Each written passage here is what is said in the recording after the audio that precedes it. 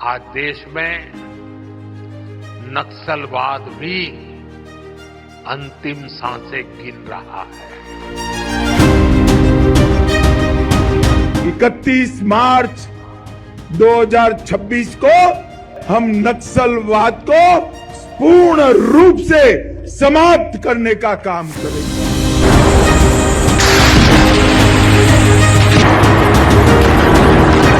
ये वो संकल्प है जिसे देश की सरकार ने लिया है।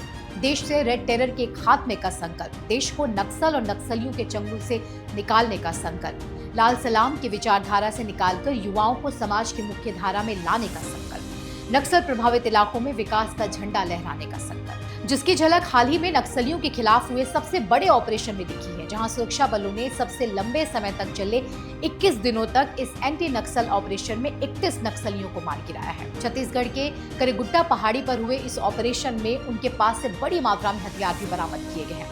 नक्सलियों के लिए सुरक्षित गढ़ माने जा रहे इस पहाड़ी को सुरक्षा बलों ने 10,000 जवानों के साथ घेरा था। मीडिया रिपोर्ट्स के मुताबिक 21 अप्रैल 2025 को ये ऑपरेशन शुरू हुआ था। सुरक्षा बलों ने करेगुट्टा पहाड़ी में 24 अप्रैल 2025 को 4 नक्सली मारे थे, जबकि 7 मई को 27 नक्सलियों का सफाया किया था। इसके बाद चलाए गए सफाई अभियान से पुलिस को करेगुट्टा पहाड़ी से 400 से अधिक ईडी बम और 40 हथियार भी बरामद हुए हैं। इसके साथ ही यहाँ से 2 टन विस्फोटक भी बरामद हुआ है। इस ज्वाइंट ऑपरेशन को CRPF, STF, Chhattisgarh police, DRG समेत बाकी सुरक्षा बलों ने मिलकर अंजाम दिया है। मीडिया रिपोर्ट के मुताबिक इस पहाड़ी का इस्तेमाल नक्सली छुपने के लिए करते थे। साथ ही नक्सलियों के टॉप कमांडर के इसी जगह पर रहने की जानकारी भी मिली है। यहाँ मोस्ट वांटेड नक्सली हिडमा की मौजूदगी का भी पता चला था। छत्तीसगढ़, तेलंगाना और महाराष्ट्र की सीमा पर मौजूद इस पहाड़ी पर अब सुरक्षा बलों का कब्जा है। केंद्रीय गृह मंत्री अमित शाह ने 21 मार्च 2025 को राज्यसभा में कहा था कि वो सदन को जिम्मेदारी के साथ ये बताना चाहते हैं कि 31 मार्च 2026 तक देश से नक्सल समाप्त हो जाएगा। इसके बाद से लगातार सुरक्षा बल एक्शन में है। लगातार नक्सलियों के मांग में घुसकर नक्सलियों का सफाया हो रहा है। हमारी फोर्स नक्सलियों के हिडन प्लेस पर धावा बोलकर उनके ठिकानों को खत्म करने का काम कर रही है। एक आंकड़े के मुताबिक साल 2024 में सुरक्षा बलों ने 290 नक्सली मारे थे। वहीं 2025 में यह संख्या लगभग 130 पहुंच चुकी है।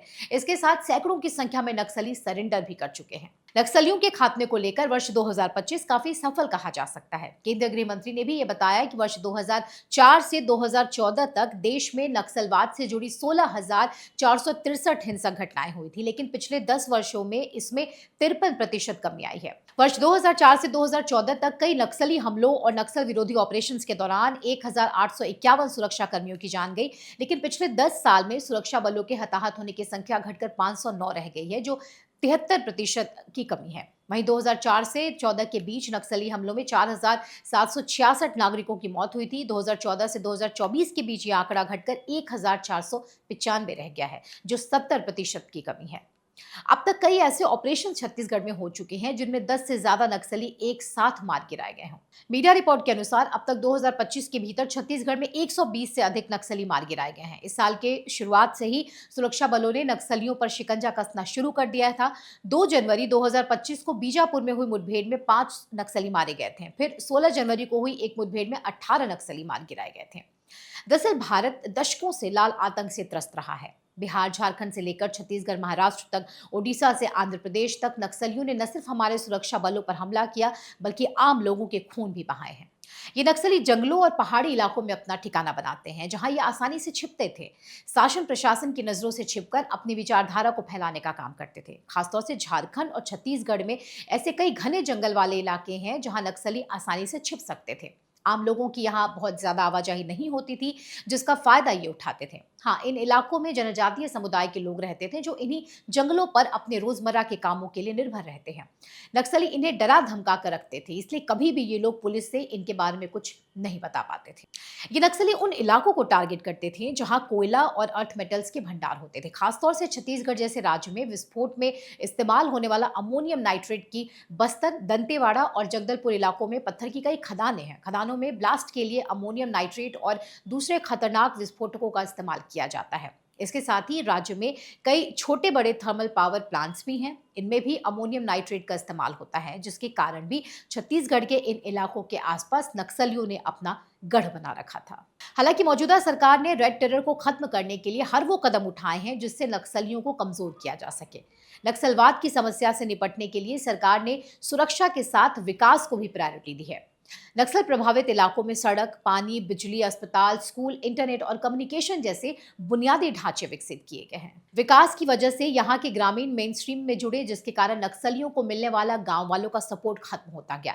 केंद्र और राज्य सरकारें मिलकर प्रभावित इलाकों में युवाओं को रोजगार से जोड़कर उन्हें नक्सलवाद से दूर रखने का प्रयास कर रही है। वर्ष 2014 से 2024 तक नक्सल प्रभावित इलाकों में 11,503 किलोमीटर तक हाईवेज बनाए गए हैं, 20,000 किलोमीटर तक ग्रामीण सड़कें बनाई गई हैं।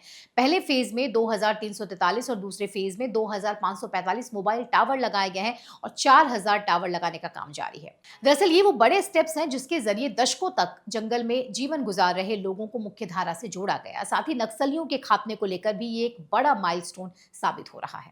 दरअसल आज सुरक्षा बल नक्सलियों के हर उस ठिकाने को ढूंढ निकाल रहे हैं जहां नक्सली अपनी प्लान को अंजाम देते थे। आज नक्सल प्रभावित सभी जिलों में जवाहर नवोदय विद्यालय और केंद्रीय विद्यालय संचालित किए जा रहे हैं। नक्सल प्रभावित इलाकों में विकास पहुंचाने के लिए बजट में भी 300% की बढ़ोतरी की गई है। साथ ही एनआईए और प्रवर्तन निदेशालय ने नक्सलियों की फंडिंग पर नकेल कसी है। नक्सलियों की फंडिंग करने वाले एनजीओज और उन लोगों की पहचान करके उनके खिलाफ धन संशोधन रोकथाम कानून यानी पीएमएलए के तहत केस चलाया जा रहा है और कई सलाखों के पीछे भेजे गए हैं। इन सब का परिणाम ये हुआ कि नक्सलवाद अब धीरे धीरे सिमटता जा रहा है। सरकार के इन स्टेप्स के जरिए नक्सलियों का पूरा आंदोलन मानो चरमरा गया है। इतना ही नहीं, 2014 के पहले कई ऐसे इलाके थे जहां नक्सलियों की संख्या काफी थी, लेकिन नक्सलियों से निपटने के लिए न तो थाना था वहां पे, ना ही हमारे जवानों को वहां पे तैनात किया गया था। 2014 के बाद से लगातार सरकार उन दुर्गम और बीहड़ इलाकों में इंफ्रास्ट्रक्चर डेवलप कर रही है जहां पुलिस की चौकियां बनाई जा रही है, जवानों को डिप्यूट किया जा रहा है, जिससे सुरक्षा बलों को उनकी हर एक एक्टिविटी और हर मूवमेंट पर नजर रखने में आसानी हुई है। 31 मार्च 2026 तक नक्सलवाद खत्म करने की गारंटी को पूरा करने के तहत गृह मंत्री अमित शाह ने सीआरपीएफ, डीआरजी, एसटीएफ, बीएसएफ और आईटीबीपी के जवानों को एक्शन मोड में लाने का काम किया है।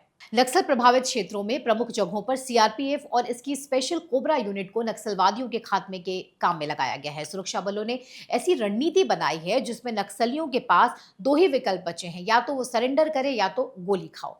ये संभव हो पाया है सरकार और हमारे सुरक्षा बलों के कारण।